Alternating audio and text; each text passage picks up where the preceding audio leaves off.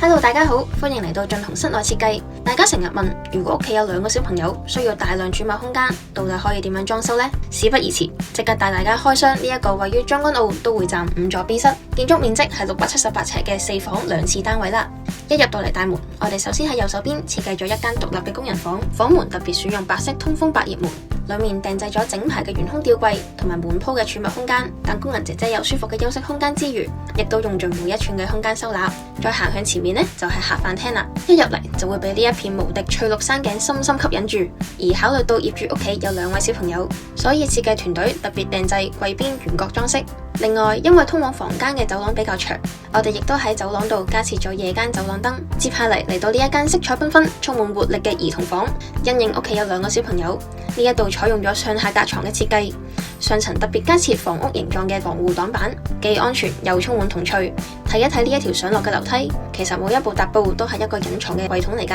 而隔離嘅衣櫃門呢，更加採用咗向外拉出嘅設計，用盡每個空間收納。而客房採用地台床嘅設計，做咗1級地台樓梯櫃，再結合床底同埋床頭嘅空間，就構建咗多層次嘅隱蔽式儲物啦。轉過嚟主人房，為咗保持空間嘅整體高度舒適感，呢一度採用無地台式嘅設計，改為打造直達天花板嘅特大定製衣櫃，配合油壓床底嘅龐大空間，令房間可以隨時維持乾淨利落。最後我哋嚟睇下廚衛配套，因應原裝格局，我哋打造咗2間設計一樣、呈左右對稱、乾濕分離嘅洗手間。洗手盆上面更加配置咗隱形鏡櫃，將儲物隱藏喺鏡後邊。天花板嘅位置裝咗專用透氣槽，快速排走蒸氣。而廚房方面，我哋設計咗 U 型嘅櫥櫃佈局，大幅擴展咗備餐嘅台面，並且預留咗雪櫃嘅位置。台面下邊配備大大小小嘅櫃桶，而上面呢就做咗吊櫃，增加收納空間。即使先生同埋太太一齊下廚，動線依然寬敞鬆動。